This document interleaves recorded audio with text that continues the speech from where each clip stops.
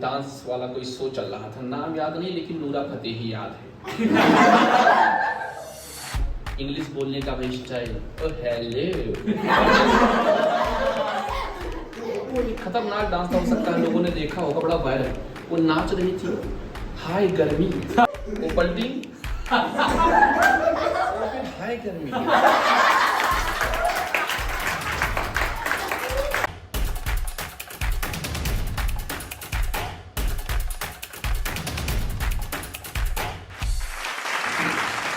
नमस्कार दोस्तों, मैं फिर आ गया हूँ आपके सामने, आपका टाइम वेस्ट करने के लिए। तैयार हो जाइए, मन करेगा तो 2-4 ताली वाली बजा दीजिएगा, लेकिन ताली बजाने का अलग तरीका होता है। तो बात यह है, आजकल तो ताली बजाने वाले भी आगे निकल गए, चुनाव भी लड़ रहे हैं, जीत भी जाते हैं। और एक मैं था, चुनाव लड़ा, मुझे लगता था कि मुझसे बड़ा नेता पृथ्वी पे कोई है नहीं, बड़ा घमंड था मुझे। अब मैं चुनाव लड़ा, जमानत जब्त हो गई। तब मुझे लगा कि ये लाइन मेरे लिए नहीं है।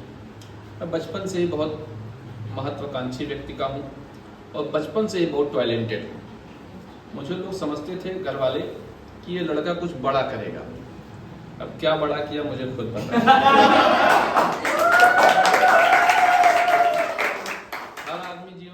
बड़ा करता, मैंने कहा कुछ तो बड़ा कर ही दूंगा। बचपन से ही बहुत मेधावी छात्र था, 1 महीने में पढ़ के स्कूल में पास कर लेता था। एक बार जब 12th का पेपर आया मेरा, तो मैंने 2-4 भोजपुरी गाने सुने। बच्चा, भोजपुरी के गाने बड़े गजब गजब होते हैं। चोलिया में आइटम बॉम्ब, लहंगा उठाए दे रिमोट से, अरे मतलब कुछ भी यार। अगर इतना पावर है कि लहंगा रिमोट से उठ जाए, तो भाई पाकिस्तान बॉर्डर पे भेजो, आर्मी वालों का उठा दें, पाकिस्तान की हालत खराब हो जाए। भोजपुरी का अलग लेवल है, उनका चोली और लहंगे से ऊपर गाना ही नहीं बनता है, सारा फोकस वहीं पर। विश्वव्यापी ज्ञान है उनके पास। उन्होंने कहा, अरे भाई मगध साम्राज्य था बिहार में, है कुछ हिस्टोरिकल बना दो, कुछ पॉलिटिकल बना दो, दिल जिगर कितना कुर्दी ये भी होता है शरीर में, है इस सब पे बना दो। लेकिन नहीं, लाली लिपस्टिक ढूंढी ठोड़ी, खतरनाक खतरनाक गाना, चिपकेला ऐसा जैसे छिपकली दीवार से। एग्जाम्पल देखिए, एग्जाम्पल। और उनके पास वही नहीं है, मतलब शब्दों की सीमाएं देख रहे हैं, बाउंड्री पार। देखो गाना है कि चिपकेला ऐसे जैसे छिपकली दीवार। अरे भाई उसका शरीर उस तरीके से बना है, तब वो मजबूरी चिपकी रहती है। साइंस भी नहीं पढ़ते, और फिर उसमें रैमिंग बना दिया, ऐसे चिपक जा तू अपने भतार से। क्या ही ज्ञान दे रहे हैं। तो खतरनाक था, तो मैंने भी सोचा कि कुछ तो मैं भी पढ़ा करूंगा। और फिर मैं गया, 12th का एग्जाम का बाद में दूंगा, पहुंच गया। अब मुझे लग रहा था कि मैं बहुत बड़ा हीरो हूँ, ये गलत फहमी थी। मुझे लग रहा था गोरा चिट्टा हूँ तो साला अब क्या चाहिए है, शरीर ही तो थोड़ा पतला, तो कुछ ऐसे मत देखो, अभी मोटा हूँ, तब पतले दुबले थे। अब पतला दुबला शरीर, ऊपर से मैंने बड़े बाल रखे, अजीब टाइप का लग रहा था। लेकिन मुझे लगा हीरो तो हूँ मैं।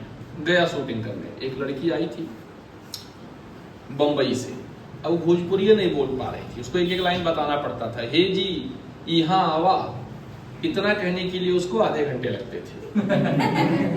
डायरेक्टर, प्रोड्यूसर, बाकी टीम, मैम ए जी, मैम ए जी बोला, मैम ससुरी अलग है। इतने लोग सिखा रहे हैं तो 1 घंटा तो लगाऊंगी, कैसे पता चलेगा मैं बड़ी हीरोइन। मैंने कहा यार मुझे तो कुछ काम है। मैं गया वहाँ, डायरेक्टर से बताया कि मैं, मुझे देखिए, कहा उधर चल के बैठो। कहा अरे सर मैं हीरो। फिर उसने देखा, कौन बताया तुम्हें? मैंने कहा मुझे खुद लगता है, मुझे पता है। मैं इसे सबको पता होता है, चलो उधर बाद में आना, भी शूटिंग चल रही है। मैंने सोचा कुछ नहीं, कुछ बड़ा काम मिलेगा। मैंने कहा सर मेन हीरो वाला रोल देख लीजिएगा, साइड में मैं करता नहीं, सारा काम मेन में ही करता हूँ। तो बोले भाई बेटा गाजा भी गया, मुंह सूख रहा है। फिर मैं बैठ गया। अच्छा, फिर मैंने डायरेक्टर को देखा, साउथ से आया था, ऐसा लग रहा है, था बिहारी ही, चेहरे से साउथ का लग रहा था। एकदम खतरनाक। मुझे लगा कि ये अगर डायरेक्टर हो सकता है तो फिर मैं हीरो हो सकता हूँ। कैमरा रोल एक्शन कर रहा था, टाइम भी बहुत। अब गाना उसने शूटिंग किया एक स्कूल में कि एक गीत शूट चल रहा है, मुझसे पूछा चलेगा। मुझे लगता है मुझे बड़ा काम मिल गया। मैंने कहा चल भाई आज तो हीरो बन के दिखाऊंगा। अब उसमें 6-7 लड़कियां थी और 6-7 लड़के, मुझे भी उसमें ले गया। अब गाना शूटिंग होने वाला था, फिर वही चोली दामन वाला गाना। गाने का लेवल तो वही है। मैंने कहा कोई नहीं, गाने का लेवल खराब है, मेरा लेवल तो ऊपर है, शूटिंग करता हूँ। अब उसमें 7 लड़के 7 लड़कियां, 6 लड़कियां गोरी थी एकदम सुंदर, 7वीं वाली एकदम बेकार सी थी, चेहरे से भी कलर से भी। मुझे उसी के साथ बैठाया। बाकी जो 6 लड़के थे वो मेरे से बेकार लग रहे थे, उनको अच्छी लड़कियों के साथ। कहा कि इस सीन में एक जगह किस वाला सीन है, तो मैंने कहा वो तो मुझे नहीं आता, मैं बहुत शरीफ टाइप का, मुझे क्या पता कि वहाँ शराफत नहीं दिखानी। बोले इसको सबसे पीछे बिठा। आता ही क्या, हीरो बनने आया। तो उसमें कैमरा वैमरा अच्छा होता नहीं था, तो ऐसे करना रहता था।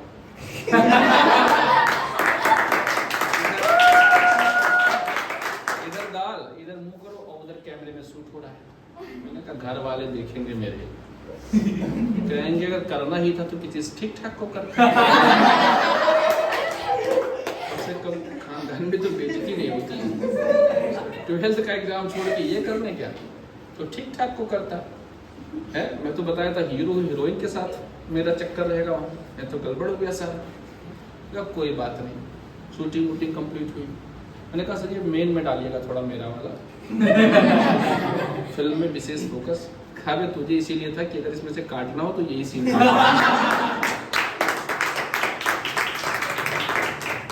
कहा सर एक बार ट्राई करके देखिए, मैं बहुत टैलेंटेड हूँ बचपन से ही।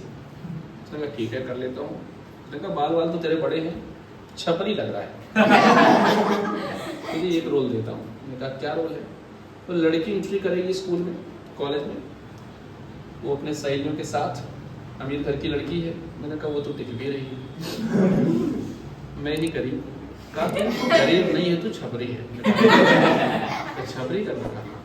तो वो एंट्री करेगी, तुम्हें उसे एक्टिंग करते हुए जाके छेड़ना है, और जो है छेड़ने के बाद वो तुम्हें थप्पड़ मारेगी।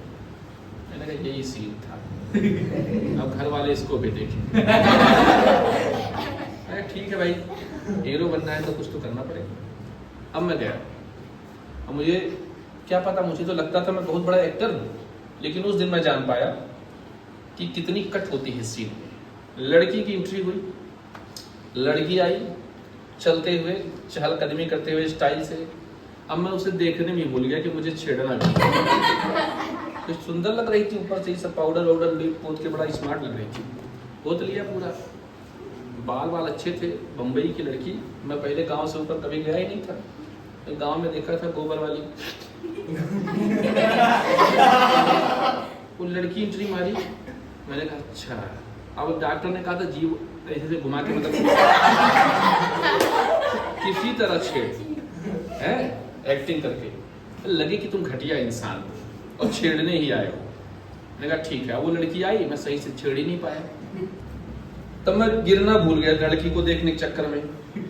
डायरेक्टर ने कहा यार क्या एक्टर बनेगा रे तू, फिर से कर। ऐसे ऐसे करके सीन 17 बार कट हुआ। डायरेक्टर ने बोला 2 रैप दे दिए। मैंने कहा ये किस लिए?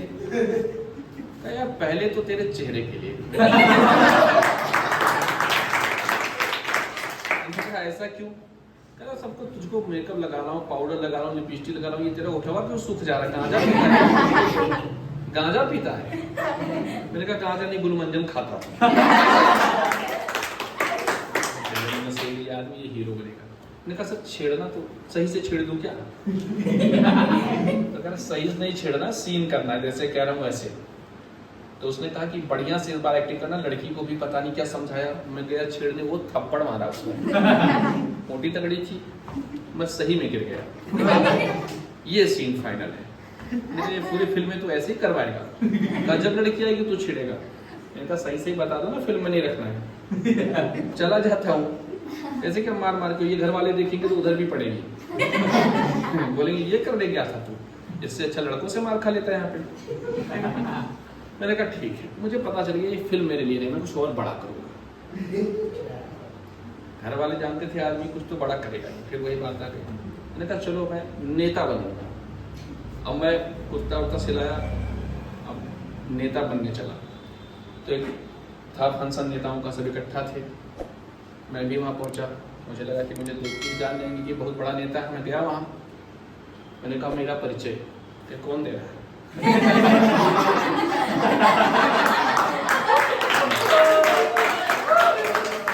मैंने बोला मेरा परिचय मैं खुद दे रहा हूँ। अच्छा क्या हो तुम? हम का अभी कुछ नहीं है,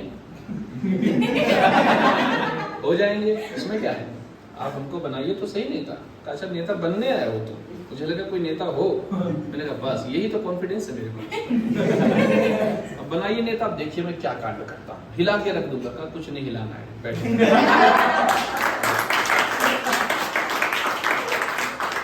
तो तुम्हारे जैसे बहुत हिलाने वाले आ गए।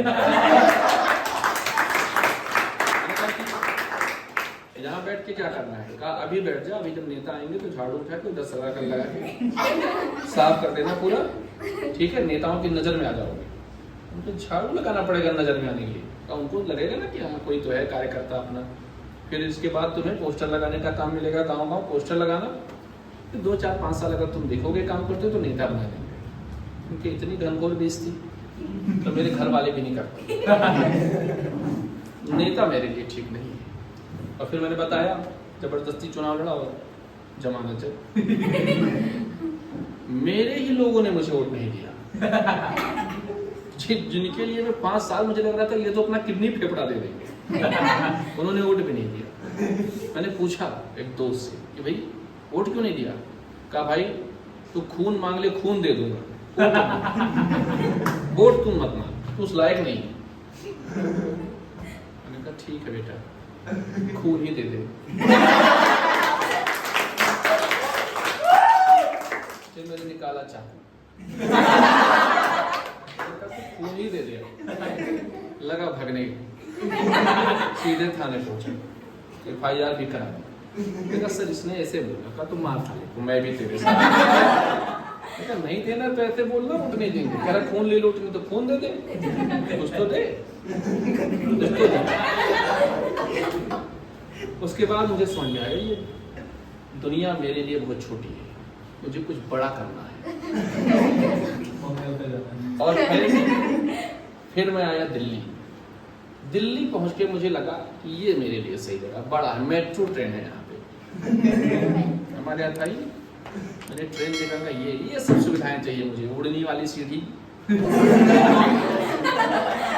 जो ऊपर लेके जाती है, समझ गए, ये सब देखा। मैंने ये यहाँ सब शूट करूंगा मैं।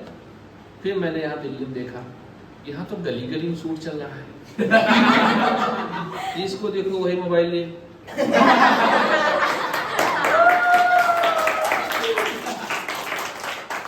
यहाँ तो डायरेक्टर की जरूरत ही नहीं, सब अपने आप, कोई हाफ पैंट में है, कोई वो भी उतार दिया है। और सबसे बड़ी बात, उन्हें कोई देखे या ना देखे, वो लगे हैं कार्यक्रम।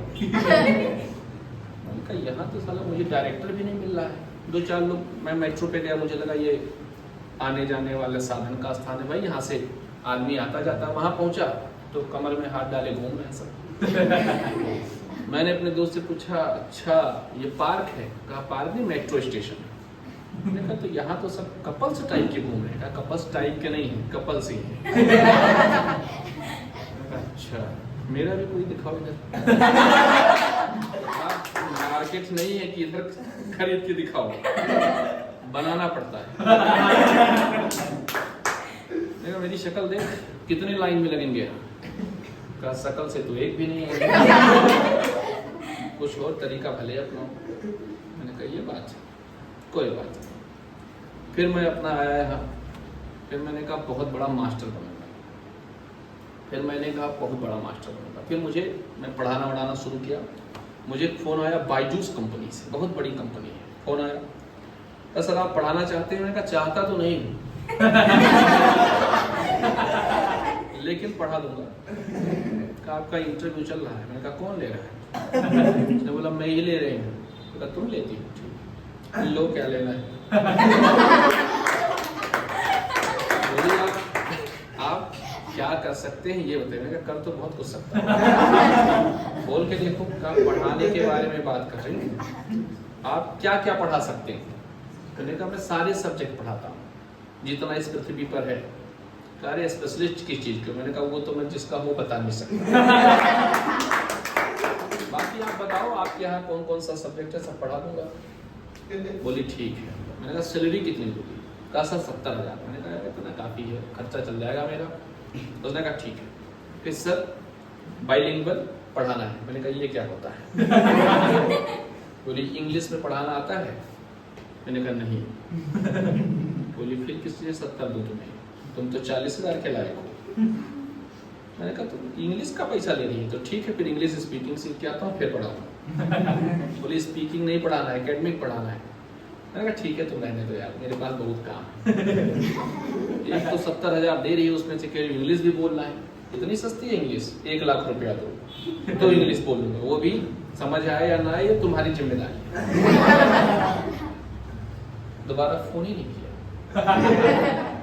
मैंने कहा कोई बात नहीं। तो मुझे लगा ये दुनिया बेकार हो चुकी है, अब मैं इन्फ्लुएंसर बनूंगा। ये ऐसा इसलिए सोचा क्योंकि मैंने खतरनाक इन्फ्लुएंसर देखे। मैंने कहा इससे अच्छा तो कुछ ही नहीं, इसमें बनने में कुछ नहीं करना है। आप पूछिए क्यों? कुछ दिन पहले मेट्रो में एक लड़की चढ़ी आधे कपड़े में, पूरा मेट्रो से देखा है। उसने कहा यही दिखाना चाहती थी, ऐसे जाओगे तो सब देखेंगे। भीड़ लग गई, लोग पहुंच गए माइक लेके। बोला मैडम बवाल हो गया एकदम, देश में न्यूज में आ रहा कि मेट्रो नहीं है यासी का अड्डा, फिलना ढिमका। उससे पूछा आप क्या करना चाहती हैं? कहा मैं इन्फ्लुएंसर महिलाओं के लिए कुछ करना चाहती हूँ। कपड़ा उतार के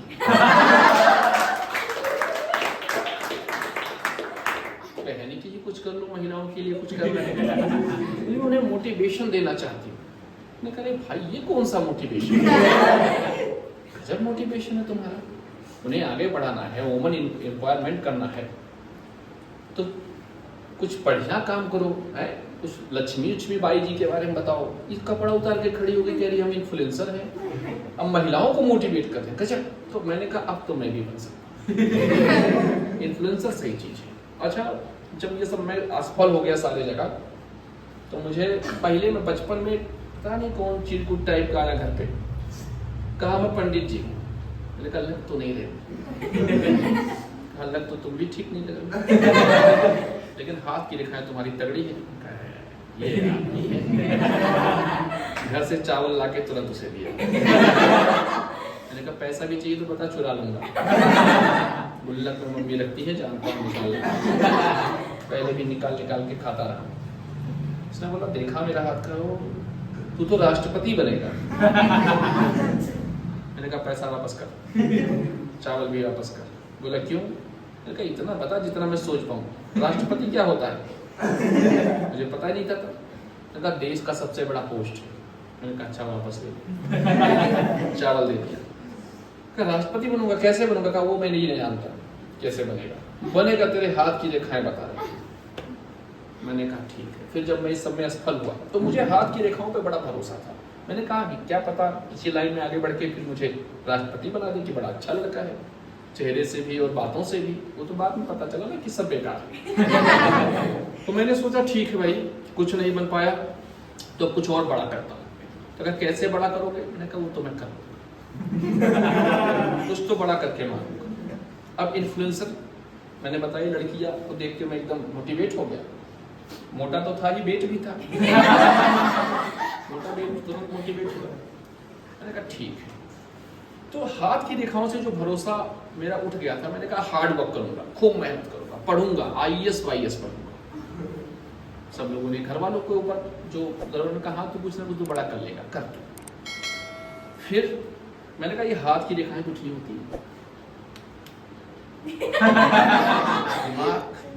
दिमाग से काम करो। फिर मैं पढ़ ही रहा था कि कुछ करूंगा, मेहनत कर रहा था कि डाली चाय वाले का वीडियो आ गया।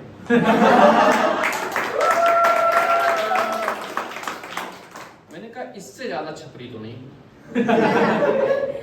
वो लोंडा बिल गेट्स के साथ फोटो, लोग उसका इंटरव्यू ले रहे हैं, बताइए चाय बेच के आप सक्सेस कैसे हुए कि बिल गेट्स आपके। अब वो अलग रोल्स रॉयल्स से उतर रहा है, अलग अलग टाइप की घड़ी बड़ी पहन के हवाबाजी, चाय भी बेच रहा है, मुंह में घुसा देता है स्टाइल से। मैंने कहा हाथ की रेखाएं होती हैं।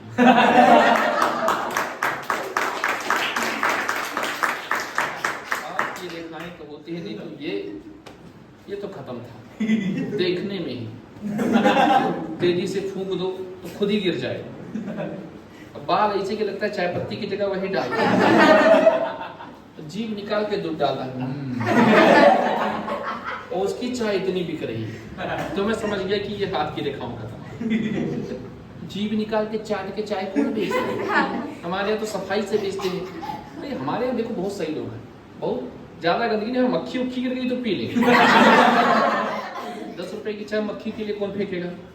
लेकिन अगर हाँ, मेरा एक दोस्त था, हम गए चाय पीने तो चाय में मक्खी गिर गई, तो मैंने कहा भाई जो है कुछ गिरा है चाय में, तो उसने सुना ही नहीं। मैंने कहा आप तो पी ले।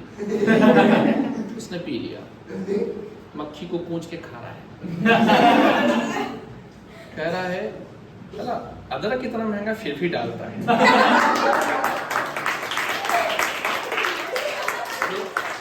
मैंने उसे बताया मक्खी की अदरक नहीं। उसने मारा मुझे 2-3 रैपटे और बोला पहले बताना। मैंने कहा देख भाई मैं तो बता रहा था। तो दूसरा एक दोस्त बगल में कह रहे मक्खी कितना चाय पी गई होगी, इतना टेंशन ले रहा है, वो भी तो गया पेट में ही तेरे। मैंने कहा गुजरात से आया है, गुजराती आदमी लगता है। फिर तो हम लोग बहुत ही मक्खी उक्खी का इतना टेंशन नहीं लेते हैं, लेकिन डॉली चाय वाला जीभ लगा के और फिर कहता साइड से देखोगे तो लगेगा कि नहीं लग रहा है। अरे क्यों साइड से देखे, हम तो सामने से ही देख रहे हैं। लेकिन जब उसको देखा बिल गेट्स क्यों आया, मैं अभी तक कंफ्यूजन में हूं।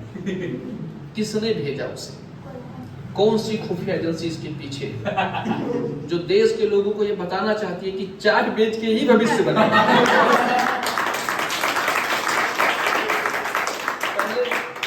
जब ये भरोसा उठा रेखाओं से, सरकार ने कहा पकौड़े तलो, मैंने कहा वो तो कर लूंगा लेकिन अभी नहीं। अभी मैं राष्ट्रपति अगर नहीं बन पाया तो पकौड़े तलो। तो मुझे ये लगा कि ठीक है मोदी जी चाय बेच के आ गए, कोई बात नहीं, लेकिन सैकड़ों लोग चाय बेचते हैं, चाय में कोई भविष्य है क्या? लेकिन ऐसा आदमी न शकल न सूरत, कोई बात नहीं, शकल सूरत तो मेरी भी नहीं है, आता भी नहीं है, चाय इसे छानता है, पता नहीं क्या क्या हिलाता रहता है। उसकी तो बॉडी भी ऐसी कि ऐसे करे तो पूरी पसलियां हिल। जीभ निकाल के चाय डाल रहा है और एटीट्यूड से बिल्कुल, और भीड़ भी है और चल भी रहा है। और बिल गेट्स, अगर बिल गेट्स दुनिया का सबसे अमीर आदमी क्यों गया? तब मुझे लगा कि सरकार कुछ और करना चाहती है। इसके पीछे कोई है जो ये दिखाना चाहता है कि चाय बेचो, पकौड़ा बेचो, यही सब बेचो, तुम्हारे पास सक्सेस चल कर आएगी,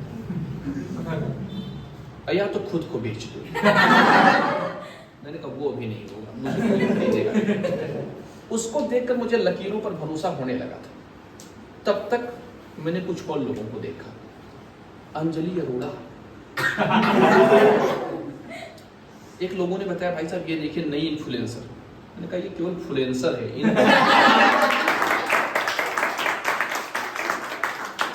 इन तो दिख नहीं रहा, इन्फ्लुएंसर पूरा दिख रहा है। मैंने कहा क्या करती है ये? कहा देख लो जान जाओ। देखा नहीं मतलब ये क्या इन्फ्लुएंस करती है? कहा एक बार देखो भी। मैंने देखा कच्चा बादाम, जिससे वो उसके बाद वो दुनिया को बता रही थी सक्सेस का तरीका, जैसे डॉली बात बताते। अब चाय बेच के लोंडा बिल गेट्स में लिए पैसा आ गया है, वो दुनिया को मोटिवेट कर रहा है, इन्फ्लुएंस कर रहा है। मैंने कहा मैं तो हो चुका हूँ, लेकिन तुम्हारे ऊपर नहीं हो, हाथ की कि होगा तो चाय ही बेचूंगा, क्या पता राष्ट्रपति होंगे। अगर चाय वाला एक प्रधानमंत्री तो राष्ट्रपति भी, फिर दोनों मिलकर देश को चाय पिलाएंगे। फिर मैंने देखा वो वीडियो कि कहाँ से इन्फ्लुएंस इनके अंदर आया। फिर मैंने देखा मैंने कहा ये तो मैं भी कर सकता हूँ, थोड़ी प्रैक्टिस करनी ये इन्फ्लुएंस करने के लिए पहले ये सीखना पड़ेगा। एक विशेष प्रकार का डांस होता है, शरीर के विशेष अंगों को अलग अलग स्टाइल से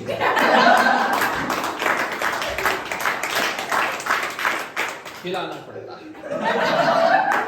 फिर मुझे उस नेता की बात याद आई, उसने कहा था यहाँ बहुत हिलाने वाले हैं।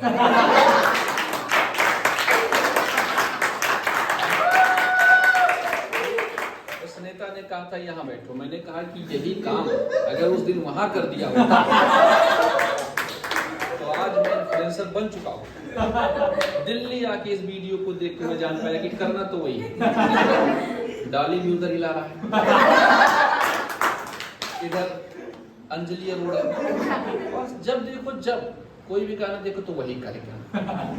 मैंने कहा ये सारे शास्त्रीय नृत्य जो है इसको हटा दो, ये आंखों से जो एक्टिविटीज होती है शरीर, ये शास्त्रीय नृत्य हटाओ, बस एक जगह फोकस करो।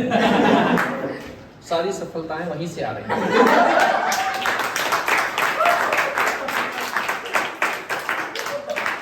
मैंने सोचा कि इस महामहिला को ये ज्ञान किसने दिया कि सफलता एक झटके में, 2-3 झटके मार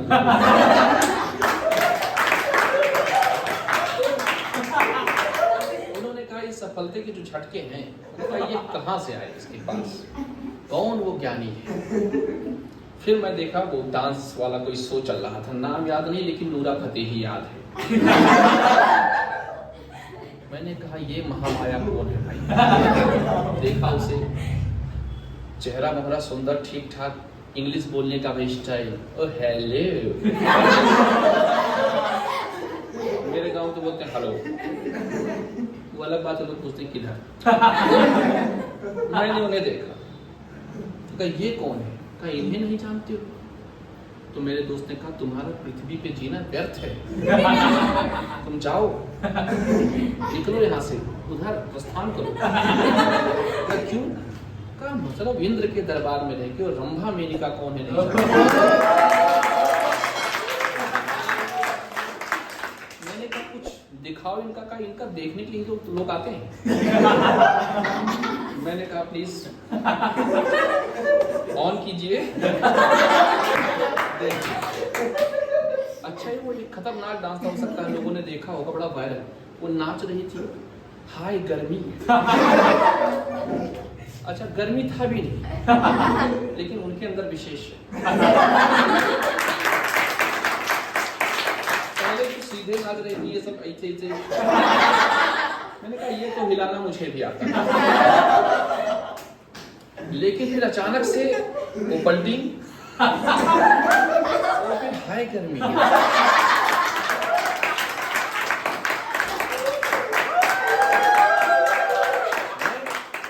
मैं आश्चर्यचकित होकर देख रहा था, ये कौन सा नृत्य है। इस नृत्य को तो मैं कर ही नहीं सकता, इतनी तेज गर्मी के साथ, इतनी गर्मी भाई। तब मुझे लगा ये कोई अलग पदार्थ खाती है, इस तरह की भयंकर गर्मी लाने के लिए और विशेष तरह से अंगों को हिलाने के लिए हमें कुछ रामदेव टाइप का प्रोडक्ट मिला। या भाई या तो बाबा रामदेव हिलाते हैं,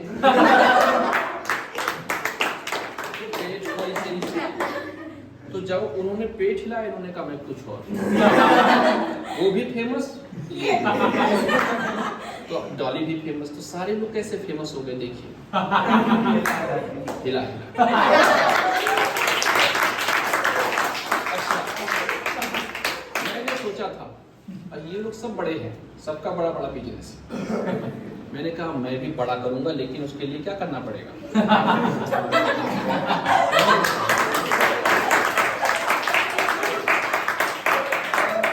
अच्छा ये सब चल रहा था, मैंने कहा यार ये तो बड़े इन्फ्लुएंसर हैं, इनसे मैं बड़ा प्रभावित था और सोचा था कि ठीक है जल्दी सीखता हूँ कैसे कैसे करना है। उसके बाद मैंने देखा MBA चाय वाला। मैंने किधर से किया है, कहा क्या? मैंने कहा MBA। कहा इंस्टीट्यूट से। मैंने कहा वो तो सब करते। तुम्हें कोई काम नहीं मिला पृथ्वी पे, तुम चाय बेचने आ गए? तब मुझे लगा कि ये आदमी गलत है, इसने पढ़ाई नहीं की है। बाद में जब मैंने डॉली को देखा तब मैंने सोचा कि MBA वाला उससे ज्यादा समझदार था। उसने पहले ही कार्यक्रम शुरू किया था, लेकिन उसके घर वाले बोले MBA करके चाय बेच रहा है। तो चाय का भी रिश्ता मुझे समझ में आया। कोई MBA चाय वाला, कोई जीप चटोर चाय वाला, कोई प्रधानमंत्री चाय वाला। चाय में कुछ तो है। 2 काम समझ में आ गया था, चाय और एक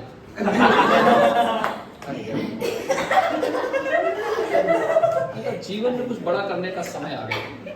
ठीक, इतना मैं सोच ही रहा था, तब तक बड़ा पाव वाली गर्ल आ गई। दिल्ली बड़ा पाव। मैंने कहा इसमें बड़ा तो कुछ भी नहीं, लेकिन पाव बड़ा है, चलो चलो।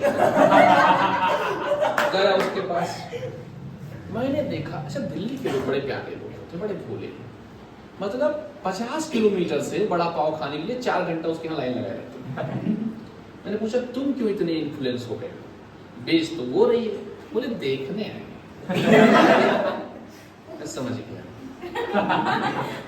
केवल मैं इन्हें अच्छा समझता हूँ, ये है नहीं। अब वो गजब लड़की है, बेचती कम है, हवाबाजी ज्यादा करती है। एक दिन मैंने उसका स्पीच सुना बेचते से। इन्फ्लुएंसर भाई, ये सब इन्फ्लुएंसर है। आप कुछ भी करिए, खिलाना आना चाहिए। इन्फ्लुएंसर मैंने देखा उसको, वो अपना मुंह बाल सब हिला रही थी। पहुंची मैडम, बोली भाई साहब देखिए मुझे कोई प्रॉफिट से नहीं मतलब है, मैं पैसा कमाने के लिए नहीं खड़ी हूँ यहाँ पे, समाज सेवा के लिए खड़ी हूँ। मैं देख के आश्चर्यचकित कि 50 रुपए का बड़ा पाव बेच रही है और कह रही पैसा कमाने के लिए नहीं खड़ी। मैंने कहा तो फिर हट जा, मुझे खड़ा कर दे। तो उसका बीच बीच में लड़ाई झगड़ा चलता रहता है। मैंने उसको देखा, बहुत ही प्रतिभाशाली लड़की है, कूट कूट कर भरी है प्रतिभा उसके अंदर। वो लड़ती रहती है, उसका हस्बैंड उसे देखता रहता है, वाह वेरी नाइस। वो सोचता है कि अच्छा है इस दुकान पे, मैं तो बच गया। नहीं तो घर पे मेरी ही वाट लगा देती, सारी एनर्जी इधर ही खत्म कर लेती। सही। तो उसको भी देखा, इन सबको तो देख रहा था मैं। एकदम मेरे अंदर इन्फ्लुएंसर बनने का जुनून था कि अब किसी दिन मैं पकौड़े तलूंगा और चाय, दोनों क्वालिटी है मेरे अंदर। तब तक देखा डांसिंग डोसा वाला। अच्छा, उसने क्या किया, मैं उसको देखा, उसका वो भी पतला दुबला, सर से पैर तक हिल रहा है। डोसा बना रहा, इधर से कूद के उधर जा रहा, उधर से कूद कर उधर जा रहा, मसाले डाल रहा है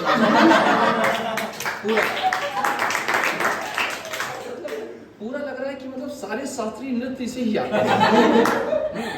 कथकली और भरतनाट्यम दोनों का मिश्रण, कूद रहा है इधर से उधर पूरा एकदम मसालों के साथ। लोग इसलिए जा रहे हैं खाने कि डांसिंग डोसा वाला। मैंने उसे देखा, मैंने कहा यार कुछ तो है। कहा किसमें? मैंने कहा हिलाने में। ये भी पूरा शरीर हिला रहा है, डॉली वाला भी हिला रहा है, बड़ा पाव वाली भी मुंह हिला रही है। समझ गए? डांसिंग डोसा वाला पूरा शरीर हिला रहा है, नूरा फतेही तो कुछ हो रही। और उसके बाद मैंने कहा जब इतने लोग हैं तो मोदी जी कुछ ना कुछ तो हिला ही। दुनिया हिला है, दुनिया। अमेरिका हिल गया, चाइना हिल गया, ऐसा लोग कहते हैं उनके पार्टी के कि चाइना हिल रहा है, पाकिस्तान हिल रहा है। मैंने कहा पाकिस्तान का क्या है, मेरी पहली वीडियो देखो, वो तो ग्लेशियर से ही काम चल रहा है। तो मैंने सोचा कि ठीक है भाई, लक्ष्य कंप्लीट है, सारे नमूने मेरे सामने आ चुके हैं, मैं फुल मोटिवेट हूँ। तब तक मैंने उर्फी जावेद को देखा। मैंने कहा ये तो बहुत ही प्रतिभाशाली लग रही है, ये जरूर कुछ बड़ा करेगी। कहा अभी नहीं कर पाई है, बाद में करेगी। मैंने कहा अच्छा। तो देखा उनको। अच्छा, कैमरा वाले भी बड़े गजब होते हैं, वो कुछ भी पहन के निकल लेती है मैडम, अलग अलग स्टाइल में, कभी कभी तो बिना। तो कैमरे वाले पीछे, मैडम प्लीज एक बार हंस के दिखाइए। मैंने कहा तू स्माइल देखता है।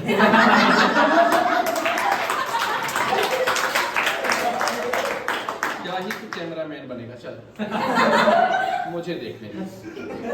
मैंने देखा और उनसे बात किया। मैंने कहा ये इतनी बड़ी सोच, विचारधारा कहाँ से आई आपकी?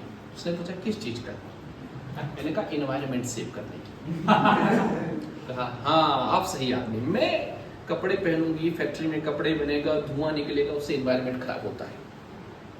इससे अच्छा ये जो बेस्ट प्रोडक्ट है मैं इसका कपड़ा बनाती हूँ, मैं असली इन्फ्लुएंसर हूँ। मैंने कहा आपसे भी बड़े इन्फ्लुएंसर यहाँ पर थे पहले। कौन? मैंने कहा हमारे आदिवासी। जाइए आप अंडमान निकोबार, वो पत्ते लपेट के पूरा नेचर को सेव रखते हैं, बढ़िया इन्फ्लुएंसर। सरकार से निवेदन है कि उनको जंगलों से निकाला जाए, उन्हें दिल्ली और मुंबई जैसे शहरों में ला इन्फ्लुएंस किया जाए। भाई जानवर कौन सा पहन के घूमते हैं, वैसे रहते हैं। तो हम ही अलग हैं, सबसे कपड़े बना दिए। उनका सही है, किधर भी बैठे हैं लोगों को लगता है कि ये तो नेचुरल है। अब कौवा है, कौवा सबको काला दिखता है, सारी समानता, इक्वलिटी की भावना है। हम लोगों में नहीं है अलग अलग ड्रेस, इक्वलिटी नहीं। कौवे को देखो, सारे कौवे क्या इक्वल, सारे बंदर क्या है इक्वल। दूर से देख के जान जाओगे दिस इज बंदर, मंकी। तो मैं उनको देखा, बड़ा प्रभावित हुआ। नूरा फतेही से भी प्रभावित हूँ, ऐसे लोगों से मैं तुरंत प्रभावित होता हूँ। अब मैंने निर्णय किया है कि कुछ ना कुछ हिला के कुछ बड़ा कर दूंगा। और इसी के साथ नमस्कार।